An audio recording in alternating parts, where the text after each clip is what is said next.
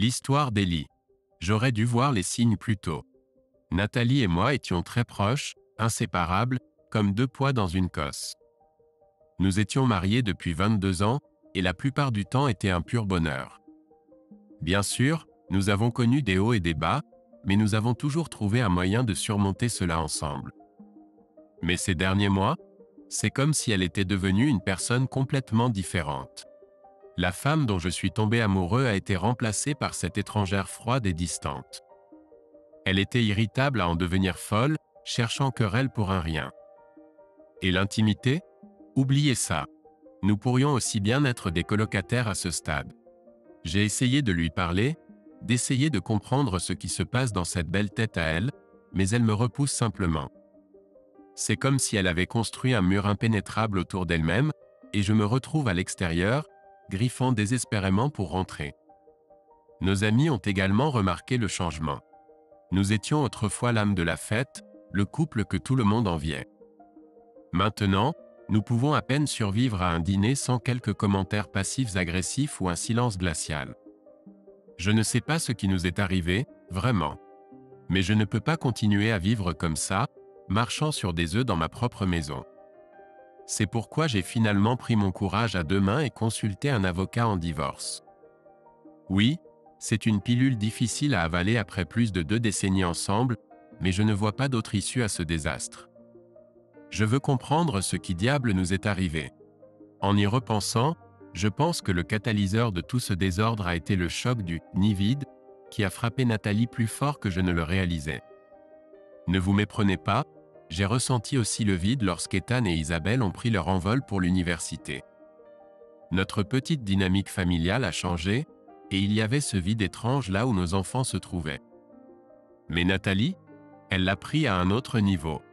Elle a commencé à agir toute agitée et insatisfaite, comme si la vie que nous avions construite ensemble ne lui suffisait plus. J'ai essayé de suggérer que nous passions à de nouveaux passe-temps ou que nous planifions plus de soirées en amoureux, mais elle trouvait toujours une excuse pour me repousser. C'est à ce moment-là que la véritable distance a commencé à s'installer entre nous. Des nuits de silence de plomb, à peine de contact visuel à table. Bon sang, je ne me souviens même pas de la dernière fois où nous avons été intimes, tu sais?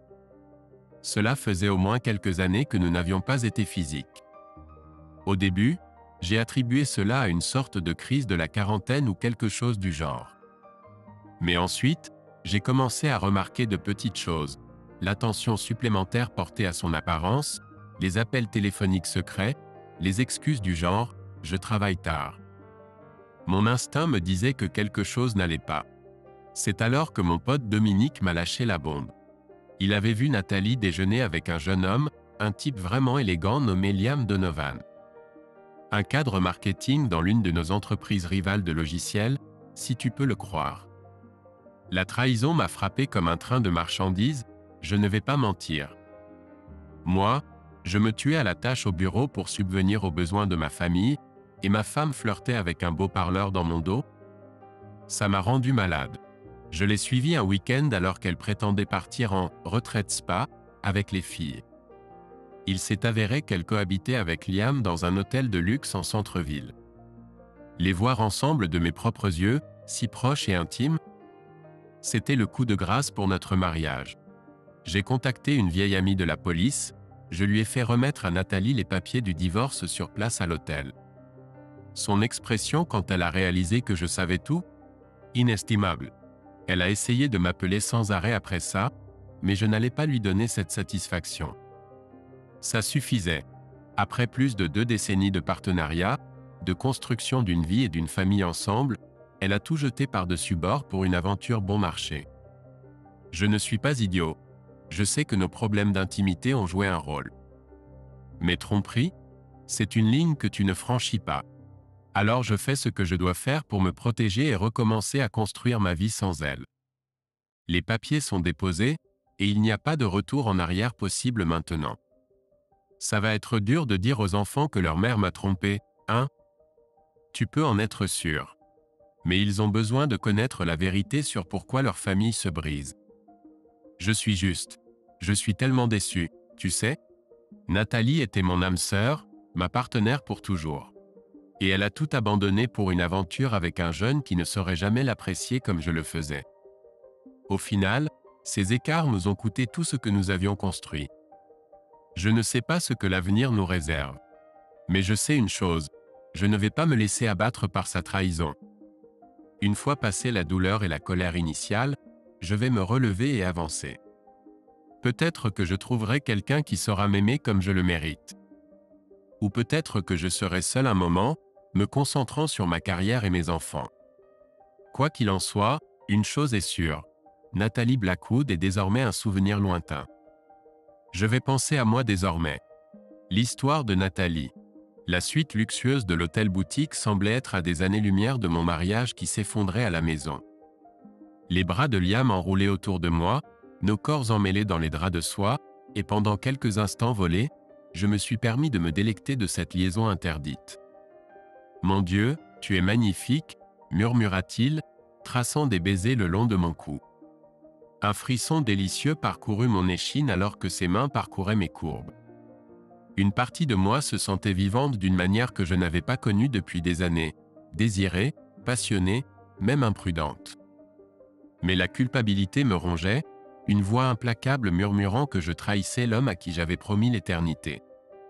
Le visage d'Elijah a surgi dans mon esprit, ce sourire chaleureux et ces yeux bleus perçants qui avaient l'habitude de me faire battre le cœur. J'ai repoussé ces pensées, enfouissant mon visage dans la poitrine de Liam alors que nous faisions l'amour à nouveau.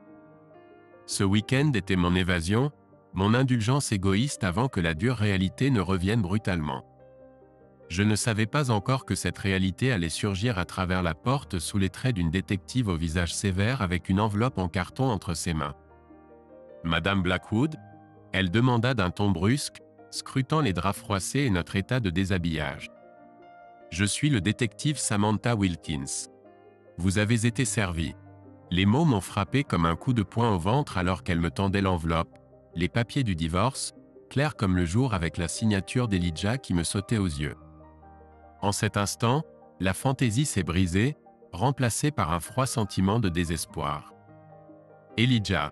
ai-je balbutié, attrapant frénétiquement mon téléphone pour l'appeler. Mais cela a directement basculé vers la messagerie vocale, cette voix familière désormais teintée de finalité.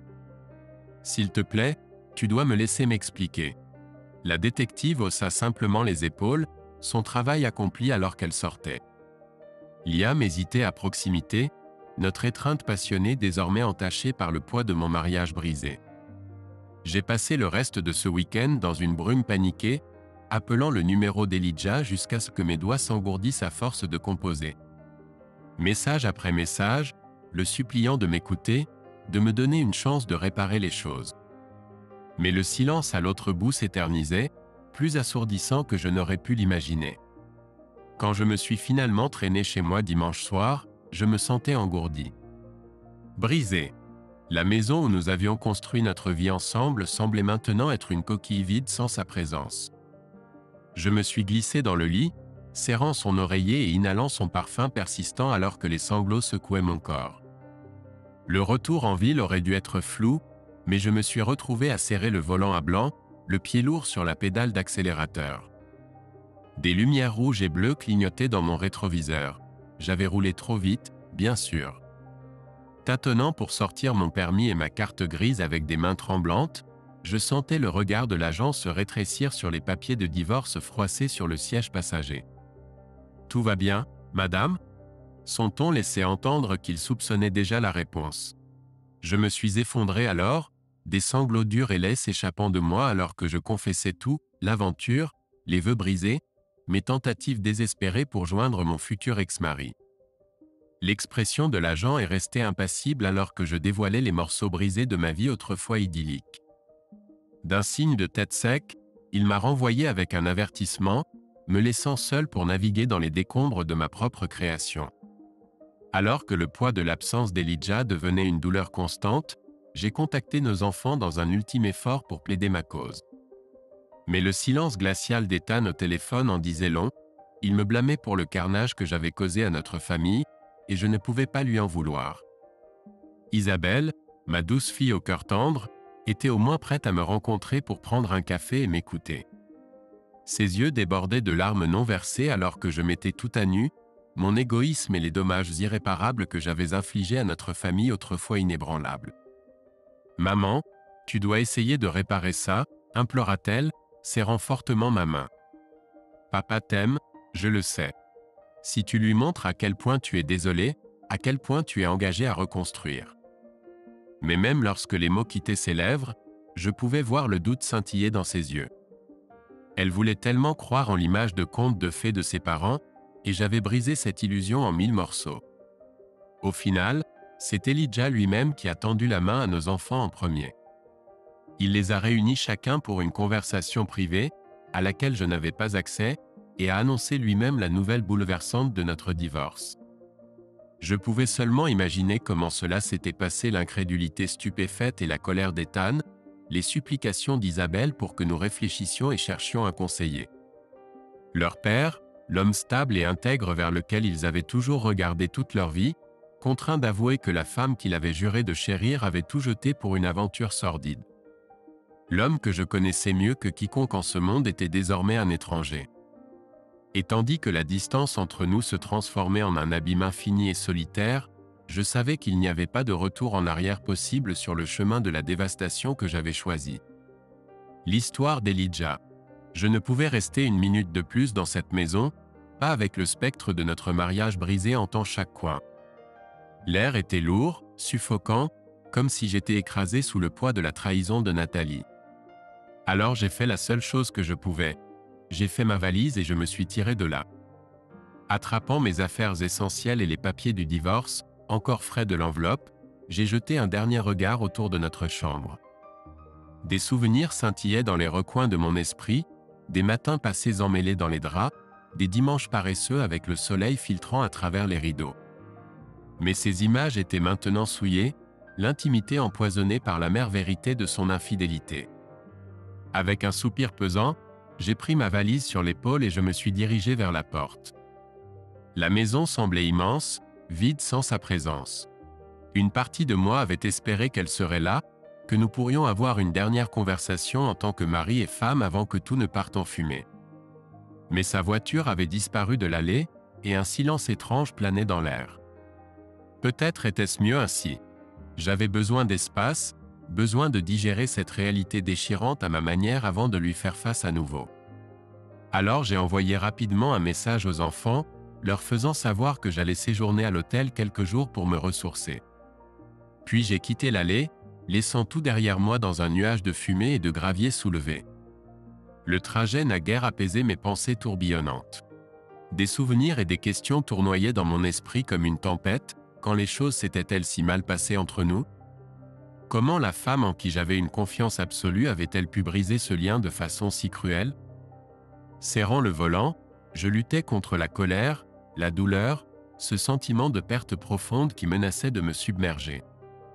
À mon arrivée à l'hôtel, je me sentais engourdi, comme si j'avais été vidé de l'intérieur. Je ne pouvais que suivre les gestes automatiques, m'enregistrer, poser ma valise dans la chambre sobre mais fonctionnelle, me passer de l'eau sur le visage dans la salle de bain. Partout où je regardais, je voyais les fantômes de la vie que je croyais avoir, de l'éternité qui s'était effondrée en poussière à mes pieds. Ce n'est que lorsque je me suis effondré sur le matelas raide, veste et chaussures toujours sur moi, que le barrage a finalement cédé. Je n'ai pas honte d'admettre que j'ai pleuré, des sanglots durs et déchirants qui secouaient mon corps jusqu'à ce qu'il ne reste plus de larmes. Toute la colère, la douleur, la confusion, tout a jailli de moi jusqu'à ce que je sois vidé, une coquille vidée de l'homme que j'étais. Quand la tempête s'est enfin dissipée, me laissant épuisé et vide, j'ai réalisé que je devais appeler les enfants. Ils méritaient de l'entendre de ma part, aussi douloureux que cela puisse être.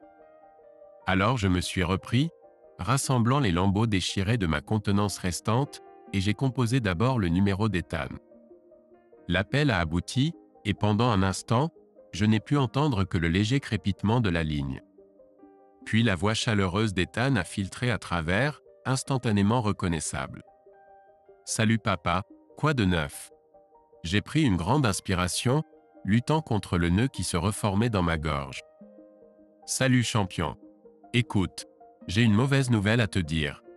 Il y a eu un silence pesant, et je pouvais presque voir le froncement de ses sourcils se former. Qu'est-ce qui se passe? Tout va bien? Une autre inspiration saccadée. C'est à propos de ta mère et moi. Les mots étaient comme des éclats de verre dans ma bouche. Nous divorçons, fils. Le silence à l'autre bout était assourdissant. Je pouvais imaginer le choc envahir le visage d'Ethan, le désarroi alors que son monde basculait. Quand il a enfin parlé, sa voix était feutrée, fragile. Quoi? Mais, comment? Je veux dire, vous êtes ensemble depuis toujours. Ma main libre s'est crispée en un point, les ongles mordant ma paume. Ta mère, elle a eu une liaison. Avec un autre homme. La vérité était amère comme des cendres sur ma langue. Le souffle court d'Ethan était audible. Maman a trompé? Sérieusement? La douleur, l'incrédulité dans sa voix m'ont profondément blessé. Je ne peux pas. Je n'arrive pas à y croire. Es-tu sûr, papa? Oui, je suis sûr. J'ai pincé le pont de mon nez, fermant les yeux contre la nouvelle vague de douleur. Je l'ai surprise en flagrant délit, à l'hôtel avec le type. C'est pourquoi je ne suis pas à la maison en ce moment. Je ne peux même pas la regarder après ce qu'elle a fait. Il y a eu un silence pesant, le poids de tout cela planant lourdement entre nous. Finalement, Ethan a expiré un souffle tremblant. Merde, papa. Je suis tellement désolé, mec.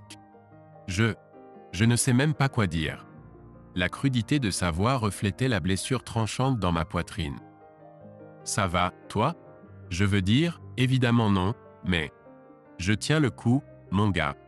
Le mensonge avait un goût de cendre, mais je ne pouvais pas le charger davantage. Ça va être difficile pendant un moment, mais on va surmonter ça. En tant que famille. Ouais, bien sûr. Il y avait une résolution ferme dans sa voix maintenant, les instincts protecteurs d'un fils prenant le relais. Quoi que tu aies besoin de moi, papa. Je suis là pour toi, à 100%.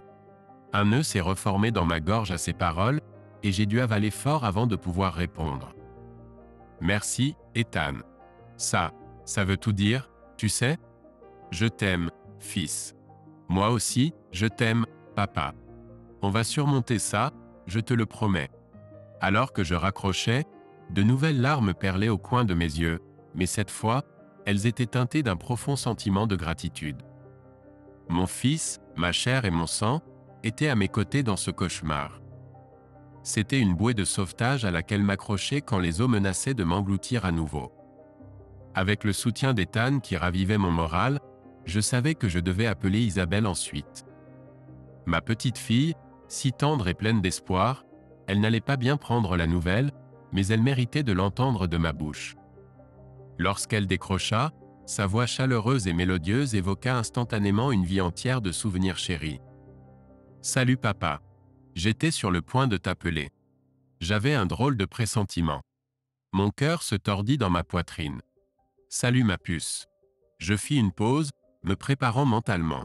« Écoute, il y a quelque chose que je dois te dire. » Je pouvais entendre le froncement de sourcils dans sa voix alors que son intuition se manifestait.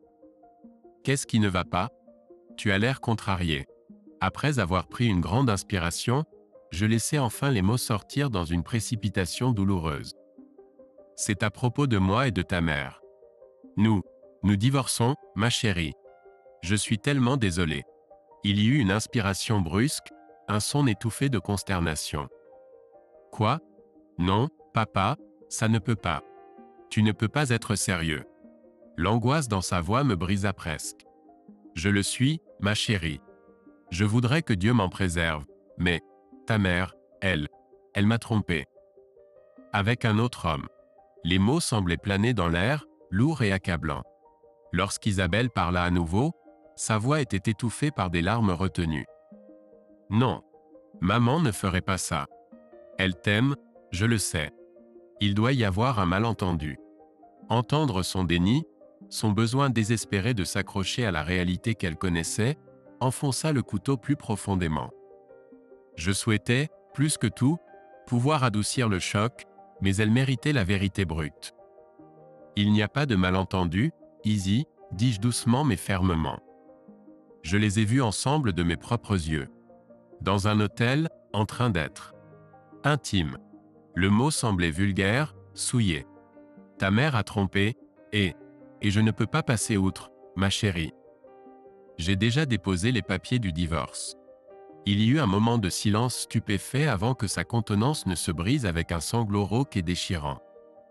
Le son me transperça l'âme, l'instinct d'un père de protéger son enfant luttant contre la réalité brutale que je devais lui annoncer. Oh papa, je suis tellement désolé. Tellement, tellement désolé. L'angoisse dans sa voix était une douleur physique dans ma poitrine. S'il te plaît, tu dois essayer de arranger les choses. Vous êtes censés être ensemble, je le sais. Je soupirais, me sentant vidé jusqu'à la moelle. Autant j'aurais voulu lui accorder cela, préserver ses illusions, je savais que c'était trop tard. Je voudrais pouvoir, ma chérie. Crois-moi, je le voudrais. Mais, ta mère a trahi ma confiance d'une manière dont je ne peux me remettre. Je dois faire ce qui est le mieux pour moi maintenant, aussi difficile que cela soit. Un autre sanglot brisé filtra à travers la ligne, le son enfonçant le couteau plus profondément. Mais nous sommes une famille. Vous deux êtes censés être ensemble pour toujours. Ma gorge semblait ravagée, écorchée vive de l'intérieur. Je sais, ma puce. Et je voulais ce pour toujours, plus que tout. Mais ta mère, elle a tout gâché. Nous avons parlé un peu plus longtemps, Isabelle plaidant à travers ses larmes pour que je reconsidère, pour que je me batte pour notre famille. Mais je ne pouvais que réitérer ce qu'elle ne voulait pas entendre, que le mariage était fini, peu importe à quel point cette vérité était dévastatrice. Au moment où j'ai raccroché, épuisé et vide, j'avais à peine la force de bouger du bord du lit. Mes enfants, ma propre chair et mon sang, étaient anéantis par la nouvelle que j'avais été contraint de leur annoncer. Et leur mère, la femme qui avait infligé cette blessure à notre famille, était quelque part insouciante des conséquences. Ou peut-être n'était-elle pas si insouciante que ça.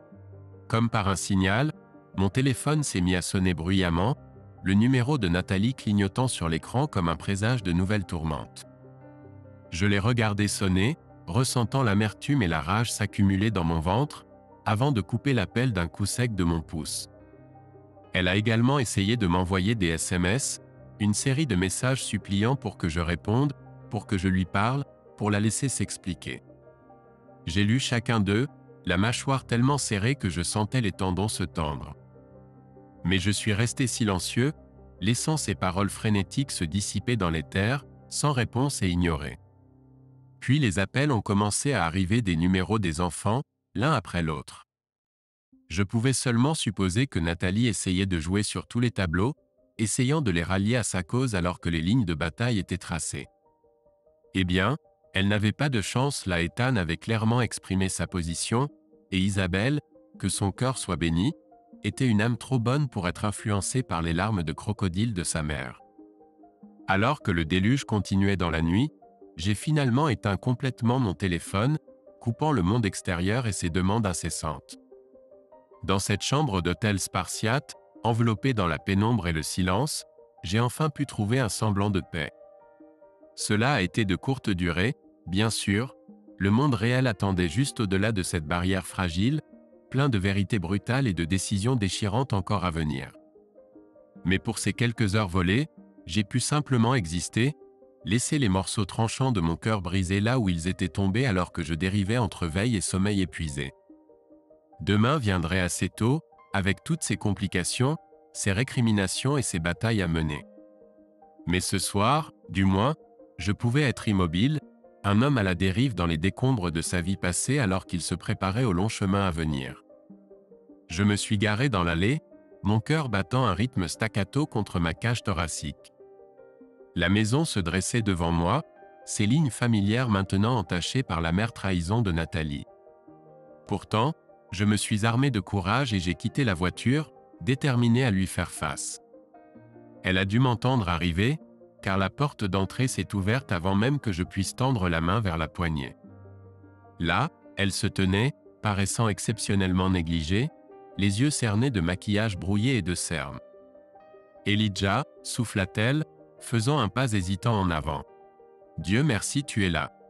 Nous devons parler de cela, s'il te plaît, écoute-moi juste. » J'ai levé une main pour interrompre ces tons suppliants. Je ne suis pas là pour une discussion intime, Nathalie. Je veux juste des réponses maudites. Ses épaules se sont affaissées, cette posture familière de défaite que j'avais vue tant de fois auparavant quand elle savait qu'elle avait tort. Je ne sais pas quoi dire, à part que je suis tellement désolé. Tu dois me croire, ce n'était pas une aventure, une liaison sans importance. La colère a jailli brûlante dans ma poitrine, consumant tout reste de sympathie ou d'affection. Garde ça pour toi, ai-je craché, ma voix comme du gravier. Réponds-moi juste à ceci. Couchais-tu avec lui? Ce type du marketing, Liam Donovan? Elle a tressailli comme si je l'avais frappé, mais a fait un petit signe de tête misérable. Oui, j'ai été intime avec Liam. Mais Elijah, c'était plus que physique, nous avions une vraie connexion. Une connexion? Et j'éclatai d'un rire dur et incrédule, passant mes mains dans mes cheveux. Tu te fiches de moi là, Nathalie? Tu as jeté plus de 2 décennies de mariage, de construction d'une vie ensemble, pour une aventure bon marché avec un gars plus jeune qui ne pourrait jamais t'apprécier comme je le faisais. Des larmes ont coulé sur ses cils, traçant des lignes sombres sur ses joues. Ce n'était pas comme ça, je te jure. Les choses entre nous étaient si brisées depuis si longtemps, et avec Liam. Je ne sais pas, je me sentais juste vivante à nouveau d'une manière que je n'avais pas ressentie depuis des années. Comme si la vieille moi se réveillait après avoir été endormie pendant des siècles. J'ai secoué lentement la tête, sentant les derniers fils de compassion se rompre sous le poids de ses excuses. Peu m'importe à quel point tu te sentais vivante, Nathalie. Tu as fait un serment, envers moi et envers notre famille, et tu l'as brisé en morceaux sans y réfléchir à 2 fois. Sa lèvre inférieure tremblait, mais j'ai continué sans relâche. Je voulais l'éternité avec toi, bébé. J'aurais tout fait, déplacé des montagnes, pour te rendre heureuse à nouveau. Mais tu ne m'as même pas donné une chance. Tu as juste décidé que notre mariage était dispensable et tu es parti à la recherche d'une montée d'adrénaline bon marché avec un autre homme. Les mots sont restés lourds entre nous, chargés de douleur et de finalité. Nathalie a ouvert la bouche, mais je l'ai interrompue d'un geste sec de la main. Garde ça pour toi. C'est fini, Nathalie. Je veux le divorce, et je veux que cela se fasse aussi rapidement et proprement que possible. Trouve-toi un avocat et déchirons simplement ce pansement, pour le bien de tous. Son visage s'est alors effondré, l'angoisse creusant des rides autour de sa bouche et de ses yeux alors que de nouveaux sanglots secouaient son corps. Elijah, s'il te plaît, ne fais pas ça. Je t'aime toujours tellement, nous pouvons arranger les choses si tu me laisses juste faire. Mais je me retournais déjà, incapable de la regarder une seconde de plus sans sentir ma résolution s'effriter. Alors que j'atteignais la porte d'entrée, sa voix me suivait en un murmure brisé. « Je suis désolé, Elijah. Tellement désolé. » Je n'ai pas répondu, j'ai juste laissé la porte claquer derrière moi en retournant vers ma voiture, les épaules tendues contre le tourbillon d'émotions menaçant de m'engloutir. C'était fait, la décision prise, les mots prononcés à voix haute et se solidifiant dans la réalité. Alors que je sortais en trombe de l'allée, je pouvais voir Nathalie affaissée contre le montant de la porte dans le rétroviseur, son corps secoué de sanglots. Un minuscule élan de pitié tentait de germer dans ma poitrine, mais je l'ai impitoyablement étouffé. Elle avait fait ses choix, et maintenant nous devions tous les 2 vivre avec les conséquences. Au moment où j'ai atteint ma chambre d'hôtel, je me sentais engourdi, vidé de toute réserve émotionnelle restante. Je me suis effondré sur le lit, fixant sans voir le plafond taché d'eau alors que le poids de tout cela menaçait de m'écraser. Ma poitrine semblait vidée, un vide béant où mon cœur et mes espoirs avaient l'habitude de résider. Finalement, le bourdonnement de mon téléphone m'a sorti de ma torpeur. Un coup d'œil à l'écran montrait le numéro d'Isabelle clignotant de manière insistante. Avec un soupir là, j'ai décroché, me préparant à une nouvelle vague d'angoisse. « Papa ?» Sa voix était petite, fragile. « Je viens d'avoir un appel de maman. Elle m'a tout dit. » Un nœud s'est formé dans ma gorge, m'empêchant de parler. Je ne pouvais qu'imaginer le torrent de chagrin et de désespoir que Nathalie avait dû déchaîner sur notre fille. Oh papa, murmura Isabelle, sa voix épaisse de larmes retenues. Je suis tellement désolé que cela arrive. As-tu vraiment décidé de divorcer? Oui, ma puce, ai-je réussi à articuler difficilement. Je ne vois pas d'autre issue après ce qu'elle a fait. La confiance est partie, tout ce que nous avons construit est entaché. Il y eut une pause, un léger reniflement filtrant à travers la ligne. Maman dit qu'elle veut essayer la thérapie. Pour voir si vous pouvez surmonter cela, reconstruire ce que vous avez perdu. Sa voix prit un ton suppliant. Peut-être si tu lui laissais une chance, si tu ouvrais un peu ton esprit. J'ai secoué la tête, même si elle ne pouvait pas le voir. Je ne sais pas si je peux, Izzy. Ce qu'elle a fait, ça m'a tellement blessé, tu sais. Je m'efforce comme un damné de comprendre, de trouver un moyen de dépasser sa trahison, mais je ne suis pas sûr d'en être capable. Une autre pause, plus longue cette fois. Quand elle a parlé à nouveau, ses mots étaient soigneusement mesurés, comme si elle tâtait le terrain. Je ne cherche pas à excuser ses actes, papa. Ce qu'elle a fait est impardonnable, et elle devra vivre avec les conséquences. Mais, ne te dois-tu pas quelque chose, à toi-même, à ton mariage, d'au moins essayer? D'explorer chaque possibilité avant de tout abandonner pour de bon? Son raisonnement a touché une corde sensible, titillant la minuscule étincelle d'espoir que j'essayais désespérément d'étouffer. Autant que ma fierté et mon ego s'insurgeaient contre cette idée, une petite partie rationnelle de moi savait qu'elle avait peut-être raison. Avec une lassitude profonde, je me suis affaissé contre les oreillers plats de l'hôtel. Je ne sais pas, ma puce. Vraiment pas. Tout ce que je sais, c'est qu'en ce moment, rien que l'idée de la regarder me déchire de l'intérieur. Je sais, papa. Sa voix était douce, apaisante. Juste, promets-moi que tu y réfléchiras, d'accord? Ne ferme pas complètement la porte avant d'avoir exploré jusqu'à la dernière chance de faire fonctionner cela. Je suis resté silencieux un instant, sentant les éclats acérés de mon cœur brisé frotter contre ma cage thoracique. Enfin, j'ai réussi à articuler, je vais y réfléchir, Izzy. C'est tout ce que je peux promettre pour l'instant. Cela semblait la satisfaire, du moins pour le moment. Après quelques mots chuchotés de plus et un « je t'aime » murmuré, l'appel s'est interrompu, me laissant seul avec un silence assourdissant et mes propres pensées tourmentées. Alors que la nuit s'étirait dans cette chambre d'hôtel impersonnelle, mon esprit parcourait les mêmes boucles angoissées, la douleur brûlante de la trahison de Nathalie, rapidement éclipsée par le désir désespéré de trouver un moyen, n'importe lequel, de reconstruire la vie que j'avais chérie. C'était une spirale vicieuse d'impulsions opposées, me laissant meurtri et à vif. Lorsque les premiers rayons pâles de l'aube ont commencé à filtrer à travers les rideaux, j'ai finalement admis ma défaite et renoncé à poursuivre le sommeil. Je me suis levé, me suis éclaboussé le visage d'eau, et j'ai fixé mon reflet épuisé dans le miroir. L'homme qui me regardait en retour ressemblait à un parfait inconnu épuisé, hanté, une coquille de ce qu'il était autrefois. Avec un soupir rauque, je me suis détourné du miroir et ai commencé à m'habiller. Autant j'aspirais à rester terré dans ce havre de paix, la réalité m'appelait. J'avais des décisions à prendre, des chemins à tracer, peu importe à quel point le voyage à venir semblait intimidant. Une chose était sûre alors que je bouclais ma montre à mon poignet et ajustais ma cravate. J'étais loin de trouver la paix et la résolution. Mais pour ma propre santé mentale, mes enfants, et ces lambeaux déchirés de la vie que j'avais connue, je devais continuer à avancer pas à pas.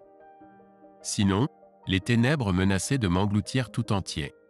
Après cette confrontation déchirante avec Nathalie, je savais qu'il était inutile de prolonger cela davantage.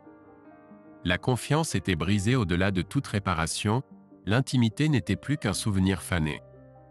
J'ai donc appelé mon avocat, Marty Feldman, et ai fixé un rendez-vous pour entamer cette procédure de divorce. Marty est un type bourru, direct, mais il a été à mes côtés dans les bons et les mauvais moments au fil des ans. Quand je lui ai exposé tout, l'adultère de Nathalie, les preuves accablantes, ma décision de mettre fin au mariage, il n'a même pas scié. Affaire d'adultère claire et nette, Ellie, a-t-il dit de manière factuelle, déjà en train de prendre des notes. Avec la preuve de son infidélité, Nous avons une position solide pour une procédure de divorce pour faute. C'était presque trop clinique, trop propre et net pour démanteler plus de 2 décennies de partenariat. Mais j'ai apprécié l'approche pragmatique de Marty, son refus de s'attarder sur le carnage émotionnel. Avec quelques coups de plume habiles, le processus était enclenché pour démêler officiellement et légalement les chevaux de mon mariage raté. Alors que je sortais de son bureau, les épaules un peu plus légères, mon téléphone a vibré avec un message de mon vieux copain Dominique. « Salut mec, j'ai entendu que tu traversais des moments difficiles. Pourquoi ne pas t'évader quelques jours, te vider la tête? Un séjour de pêche au lac Winnizook, juste les gars, plein de bière et de discussions. Qu'est-ce que t'en dis ?» Je n'ai pas pu m'empêcher de esquisser un sourire ironique. Dominique essayait de me convaincre de partir enfin en voyage de pêche depuis des années, depuis que la vieille cabane de son père est devenue sa propriété. Normalement, je déclinerais, beaucoup trop occupé avec le travail, les obligations familiales et tout le tralala. Mais là, quelques jours dans la nature, en mettant une sérieuse distance entre moi et tout ce foutoir, ça sonnait carrément divin. Je lui ai renvoyé une réponse. « C'est parti, frère. J'ai bien besoin d'une pause de la réalité pour un moment. Au moins, j'aurai quelque chose à attendre avec impatience au milieu de tout ce chamboulement. Une occasion de me ressourcer, de me recentrer, et de réfléchir à mes prochains pas tout en profitant de quelques bières fraîches et de mauvaises blagues avec l'un de mes plus vieux amis. » C'était une minuscule lueur d'espoir au bout de ce long tunnel sombre. Pendant que je prévoyais mon évasion, Nathalie était laissée à elle-même pour gérer les conséquences de sa liaison brisée. D'après ce que j'ai entendu par les rumeurs, ça ne se passait pas très bien pour elle de ce côté non plus. La nouvelle s'était répandue au bureau à propos de ses écarts avec Liam Donovan, ce minable de notre firme concurrente. Je ne suis toujours pas sûr de comment l'histoire a fuité, mais tu sais comment c'est avec les commérages de bureau, ça se propage comme une traînée de poudre, tout le monde chuchotant derrière des mains en coupe. Apparemment, les collègues de Nathalie n'étaient pas très impressionnés par ses activités extra-professionnelles. Les regards en coin, les commentaires chuchotés lorsqu'elle passait, l'ambiance générale froide, tout cela créait un environnement de travail assez misérable d'après ce que j'ai entendu. Je ne peux pas dire que j'avais beaucoup de sympathie, cependant. Elle a semé le vent, autant qu'elle en récolte les tempêtes pendant un moment. Pour couronner le tout, j'ai reçu un appel paniqué de Liam lui-même un après-midi, délirant comme un fou à propos de comment j'avais attaqué sa compagnie, dans une sorte de plan de vengeance tordu. Il délirait sur des contrats annulés, des employés licenciés, tout le tralala. J'ai failli rire au nez de ce salaud. Comme si j'irais jusqu'à là, risquer toute ma réputation professionnelle, tout ça pour une petite vengeance mesquine. Liam ne me connaissait visiblement pas du tout s'il pensait que je mettrais en péril ma carrière, mon travail de toute une vie, pour un mariage brisé. Non, ça sentait clairement le coup de Dominique. Mon pote n'a jamais été du genre à laisser des affronts sans réponse, surtout quand il s'agit de manquer de respect à son équipe. Il a dû mettre cette fibre protectrice en surmultiplier en apprenant la liaison de Nathalie, décidant d'envoyer un message à son petit amant. Je n'avais pas le cœur à dissuader Liam de cette idée, cependant. Laissons ce salaud cogiter, mijoter dans ses propres jus et sa misère auto-infligée pendant un moment. Il avait ce qu'il méritait pour s'être mêlé de la femme d'un autre.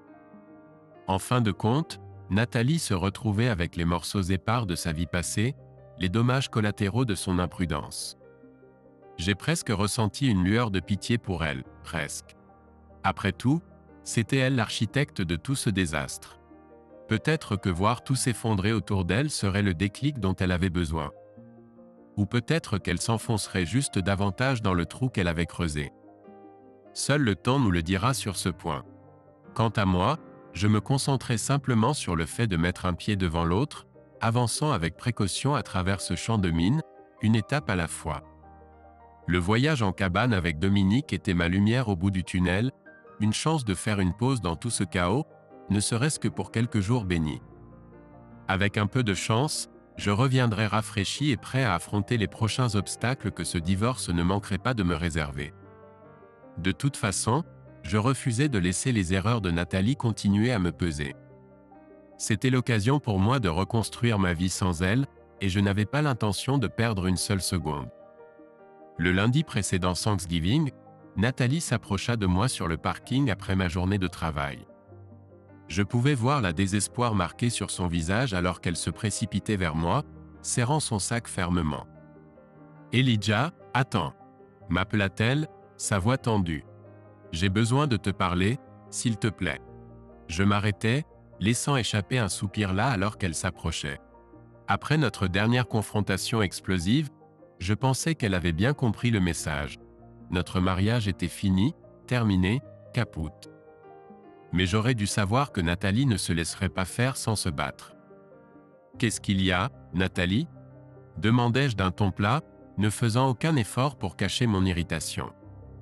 Elle prit une grande inspiration, redressant ses épaules fines comme si elle se préparait à un choc. « Je voulais te demander si tu pourrais reconsidérer ta décision de venir dîner à Thanksgiving cette semaine. Avec moi et les enfants. » Je laissai échapper un rire sec avant de me retenir. « Tu plaisantes, là? Après tout ce qui s'est passé, tu crois sérieusement que j'aurais envie de jouer les familles heureuses pour un maudit repas de fête ?» Le désespoir brillait dans ses yeux lorsqu'elle tendit la main pour saisir mon bras. « Elijah, s'il te plaît. » Les enfants étaient tellement impatients que nous soyons tous ensemble, comme avant. Et moi, je sais que je ne le mérite pas, mais je te supplie de me donner une dernière chance. Laisse-moi te montrer à quel point je suis déterminé à arranger les choses entre nous. Secouant la tête sombrement, je retirai mon bras de son emprise. Il n'y a pas de « réparer les choses » ici, Nat. Pas après ce que tu as fait, jeter plus de 2 décennies de mariage pour une aventure bon marché. C'est fini, nous sommes finis, et c'est tout. Des larmes montèrent dans ses yeux, mais j'étais au-delà de me laisser influencer. Comprends-le une bonne fois pour toutes, notre mariage est terminé. Plus tôt tu l'accepteras et tu iras voir un avocat, plus facile cela sera pour nous deux. Sur ces mots, je me retournai et m'éloignai, la laissant là, les larmes de défi coulant sur ses joues. Je ressentis un pincement de regret, une lueur de la tendresse que j'avais autrefois éprouvée pour elle. Mais cela fut rapidement éteint par le souvenir de sa trahison, brûlé par l'image d'elle enlacée avec ce salaud de Liam. Non, j'agissais correctement en coupant complètement les ponts. S'attarder davantage ne ferait qu'aggraver l'agonie pour nous deux. Comme si l'univers voulait souligner ce point, je fus appelé dans le bureau de mon patron quelques jours plus tard avec des nouvelles troublantes. Apparemment, notre entreprise venait de perdre un énorme contrat, une affaire de plusieurs millions de dollars avec l'un de nos plus gros clients de logiciels sur la côte ouest. Je ne comprends pas, nous étions sûrs d'obtenir ce renouvellement, protestai-je, sentant un nœud de crainte se resserrer dans mon estomac. Que s'est-il passé au juste? Mon patron, Randall, me fixa d'un regard sévère par-dessus ses doigts entrelacés. On dit dans les couloirs qu'une personne d'un cabinet rival aurait eu vent de ta situation personnelle, Elijah. Et ils ont peut-être laissé entendre que la direction de notre entreprise était instable, peu professionnelle. Il me fallut un instant pour assembler les pièces du puzzle, mais quand je le fis, une vague de colère brûlante me traversa. Ce minable lâche de Liam avait dû ouvrir sa grande bouche, essayant de saboter ma carrière par un sens tordu de vengeance pour l'effondrement de sa liaison avec Nathalie. Randall a dû voir la fureur flamboyante dans mes yeux, car il leva rapidement une main apaisante. « Calme-toi, je n'accuse personne de quoi que ce soit ici. Tout ce que je sais, c'est que nous avons perdu le contrat, ce qui va nécessiter quelques ajustements ici à court terme. » Ma mâchoire se contracta alors que je digérais ces paroles prudentes. Ajustement ne pouvait signifier qu'une chose, des licenciements, des coupes budgétaires, la réaction automatique de toute entreprise lorsque l'argent ne coule plus aussi librement. Comme prévu, à la fin de la semaine, l'autre chaussure est tombée de manière spectaculairement désastreuse. Un mémo à l'échelle de l'entreprise annonçait que nos heures de travail étaient réduites à 32 par semaine, à effet immédiat, jusqu'à ce que nous puissions stabiliser les opérations à la suite de la perte du contrat. Je ne pouvais que rester assis à mon bureau, bouillonnant de rage impuissante alors que les chuchotements et les regards en coin commençaient autour de moi. Tout le monde connaissait la vraie histoire, même s'il n'avait pas tous les détails sordides. La femme du patron qui trompait avait coûté à chacun une belle somme sur nos chèques de paye. Je pouvais presque entendre les médisances vicieuses tourbillonner, le nom de Nathalie prononcé comme une malédiction sur chaque troisième paire de lèvres. Quand je suis rentré chez moi ce soir-là, j'ai remarqué que la voiture de Nathalie était déjà là. Bien sûr, elle serait à la maison, grâce au bordel que son infidélité avait déclenché, elle travaillait désormais un horaire à temps partiel glorifié comme le reste d'entre nous. Sans surprise, elle est sortie en trombe de la porte d'entrée comme une femme possédée dès que j'ai coupé le moteur, les yeux brillants d'une colère et d'une désespoir mêlés. « Espèce de salaud !» a-t-elle crié, sa voix empreinte d'hystérie alors qu'elle s'approchait de moi. « Qu'as-tu fait, Elijah? Quel genre de jeu malsain joues-tu » Je clignais des yeux, totalement déconcerté par le venin dans sa voix. « De quoi tu parles, Nat? C'est moi qui viens de me faire plumer financièrement à cause de toi et de ton amant qui avait mis votre nez là où il ne fallait pas. » Elle s'arrêta net, ses yeux sauvages me fixant avec une intensité troublante. « Ne fais pas l'innocent avec moi, » siffla-t-elle, les lèvres retroussées dans une grimace. « C'était toi, te venger en sabotant ma société. Eh bien, ça a marché, la moitié de l'équipe marketing est licenciée parce que nous avons perdu notre plus gros client. » L'absurdité totale de son accusation m'a frappé comme un coup physique, provoquant un rire sec et dur. « Tu te fiches de moi là? Tu penses sincèrement que je mettrai en jeu ma carrière, ma réputation pour me venger de manière tordue ?» J'ai secoué la tête avec dégoût. « Peut-être que tu ne me connais pas du tout, Nathalie. » Pendant un long moment, elle m'a simplement fixé, le souffle court comme si elle avait couru un marathon. Puis, finalement, une partie du feu sauvage semblait s'éteindre dans ses yeux, les laissant ternes et creux. « Tu as raison, » dit-elle, sa voix soudainement petite et vaincue. « Je ne te connais plus, Elijah. J'ai ruiné tout ce que nous avions. » Sur ces mots, elle s'est retournée et a regagné la maison en traînant les pieds, les épaules affaissées par une misère abjecte. Une partie de moi voulait lui crier, lui offrir. Quoi? Du réconfort? De la compréhension? Mais je me suis retenu, observant en silence alors qu'elle disparaissait à nouveau à l'intérieur, seule avec les décombres de la vie qu'elle avait détruite. J'ai alors réalisé, avec un haut le cœur écœurant, que ces actions imprudentes ne déchiraient pas seulement notre famille. Elles envoyaient des ondes de choc dans le monde professionnel également, bouleversant des carrières, des réputations et la sécurité financière de combien de personnes innocentes, qui sait. Tout cela parce qu'elle ne pouvait pas se maîtriser et respecter les vœux qu'elle m'avait faits, à nous. Le poids de cette révélation pesait comme un poids de plomb sur ma poitrine. Comment les choix égoïstes d'une seule personne pouvaient-ils créer de telles ondes de choc catastrophiques, dévastant tout sur leur passage? Je n'en avais aucune idée, mais je devenais rapidement une victime de ce carnage, que cela me plaise ou non. À l'approche du jour de Thanksgiving, la tension qui enveloppait notre foyer était plus épaisse que la sauce que Nathalie avait préparée pour la dinde. Les enfants étaient rentrés de l'université, mais il n'y avait pas de joie festive, pas de réunion joyeuse après des mois passés séparés. Au lieu de cela, nous marchions tous sur des œufs, échangeant des politesses gênées et évitant le regard des autres. Ethan, que Dieu le bénisse, essayait vaillamment de maintenir une ambiance légère autour de notre maigre dîner. Il nous racontait des histoires de sa vie sur le campus, les dernières frasques de la fraternité et les escapades du groupe d'études. Mais ces paroles joyeuses semblaient heurter un mur invisible de gêne, incapable de percer la torpeur qui s'était abattue sur notre unité familiale autrefois heureuse. Finalement, la conversation a pris une tournure plus sombre, comme si nous étions tous inévitablement attirés à affronter l'éléphant dans la pièce que personne ne pouvait ignorer. C'est Isabelle qui a finalement abordé le sujet, les yeux cernés de larmes non versées alors qu'elle regardait entre Nathalie et moi. « Je ne comprends pas, » dit-elle, la voix s'interrompant dans sa gorge. « Comment as-tu pu tout jeter par-dessus bord comme ça, maman? Après toutes ces années, tout l'amour et les souvenirs que nous avons partagés ?» Nathalie a tressailli, recroquevillant ses épaules comme si elle se préparait à un coup physique. « Je n'ai pas d'excuses, ma chérie. J'ai commis une horrible erreur, une que je regretterai pour le reste de ma vie. » « Mais pourquoi ?» intervint Ethan, une dureté inhabituelle teintant sa voix. Pourquoi aurais-tu jamais fait une chose pareille à papa, à notre famille? Il te vénérait, et toi tu ajustes. Quoi? Tu t'es lassé et as décidé de tout abandonner pour une aventure? Ces paroles restaient en suspens dans l'air, dures et accusatrices. Nathalie ouvrit la bouche, puis sembla y réfléchir à deux fois, serrant les lèvres en une ligne serrée. Le silence s'étira, suffocant et oppressant, jusqu'à ce qu'une voix inattendue le brise. Parce que c'est ça, l'amour. Nous nous retournâmes tous, stupéfaits, vers la source de cette déclaration calme. C'était Sophia, la petite amie d'Ethan, ses yeux brillants d'une étrange conviction sereine.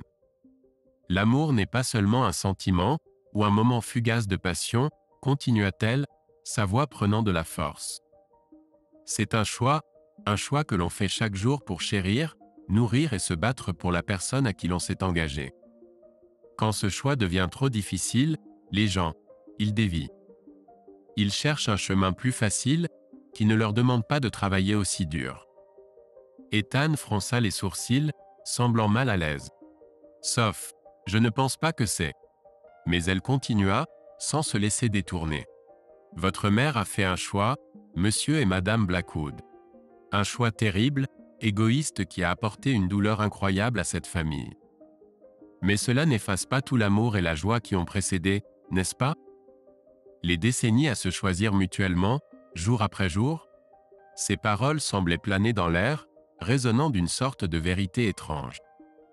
Je sentais leur poids s'abattre sur moi, sondant les chevaux de colère et de chagrin avec lesquels je luttais depuis des semaines. Nathalie prit alors la parole, sa voix à peine plus qu'un murmure rauque. Elle a raison. Ce que j'ai fait, c'était l'acte le plus égoïste, impardonnable. J'ai jeté 22 ans d'amour et d'engagement sans y réfléchir à deux fois. Elle leva les yeux vers moi, ces yeux verts que j'avais tant aimés autrefois débordant de regrets et de tristesse. Je n'attends pas le pardon, Elijah. Je ne le mérite pas. Mais j'espère que tu peux croire que l'amour que je ressentais pour toi, le choix que j'ai fait d'être ton partenaire chaque jour pendant plus de 2 décennies, c'était réel. Aussi éphémère, aussi terni qu'il ait été à la fin. Après ce douloureux dîner de Thanksgiving, je pensais que Nathalie comprendrait enfin le message clairement. Notre mariage était terminé, fini, terminé. L'amour et la confiance avaient été brisés au-delà de toute réparation, c'était aussi simple que ça. Alors imaginez ma surprise quand elle m'a appelé quelques jours plus tard, semblant presque pleine d'espoir. En fin de compte, c'est Nathalie qui a fait le premier pas vers une résolution pacifique. Peut-être qu'elle a senti ma résignation, ma lassitude profonde face à la perspective de prolonger cette bataille.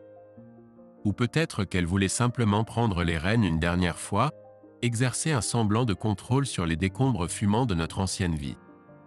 Quelles que soient ses raisons, elle a demandé à son avocat d'accepter un partage équitable de nos biens et de changer les motifs du divorce pour les omniprésentes différences irréconciliables. Plus de disputes, plus d'accusations d'infidélité ou de trahison en tant le dossier officiel. Merci d'avoir regardé cette vidéo. Si vous aimez les histoires sur notre chaîne, soutenez-nous en appuyant sur le bouton « J'aime ». Merci. À la prochaine fois.